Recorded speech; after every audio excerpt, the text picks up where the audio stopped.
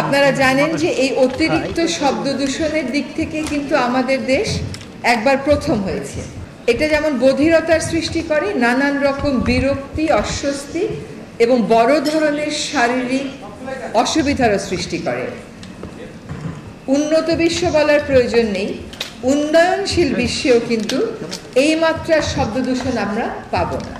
আর উন্নত বিশ্বে একটা হর্ন বাজানোকে একজন মানুষকে ভৎসনা বা গালি দেওয়ার সমান মনে করা হয় যে গাড়ি চালাতে পারে না সেই হর্ন দেয়।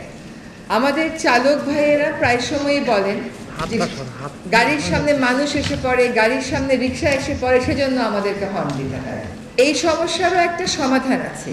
আমরা যদি আমাদের গাড়ির গতিটা নিয়ন্ত্রণে রাখি তাহলে আর আমাদেরকে এই হর্নটা দিতে হবে না। এটা মাঝে মধ্যে একটু ধৈর্যের ব্যাপার হয়ে যায়, কিন্তু যতক্ষণ পর্যন্ত আমাদের সড়কে সম্পূর্ণ শৃঙ্খলা না আসবে, সকলকে, নিজেদের সন্তানদেরকে, নিজেদের পিতামাতাকে, নিজেদেরকে শব্দ দূষণের প্রকোপ থেকে বাঁচাতে হলে আমাদেরকে গতির উপরে নিয়ন্ত্রণ আনতে হবে। আজকে আপনারা এখানে যারা উপস্থিত আছেন, এখানে যারা স্বেচ্ছাসেবী আছে, তারা আজকে কিন্তু সারাদিন, আজ থেকে 7 দিন তারা রাস্তায় থাকবে এবং আমাদের বিমানবন্দর এলাকাটাকে আমাদের সিভিল এভিয়েশন কর্তৃপক্ষ হর্ন মুক্ত ঘোষণা করেছে। কারণ বিমানবন্দরকে তো আপনি নীরব ঘোষণা করতে পারবেন না, ওখানে বিমান নামবে, বিমান উঠবে, আর তার দুই পাশে মোট 3 কিলোমিটারকে নীরব এলাকা ঘোষণা করা হয়েছে।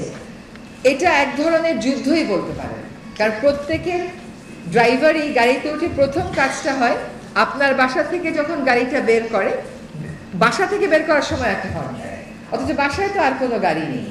এই যে দীর্ঘদিনের অভ্যস্ততা, এইটা সারাতে অবশ্যই আমাদের অভ্যাসগত পরিবর্তন লাগবে এবং সেই অভ্যাসগত পরিবর্তন আসে সচেতনতার মাধ্যমে, আইনের কঠোর প্রয়োগের মাধ্যমে।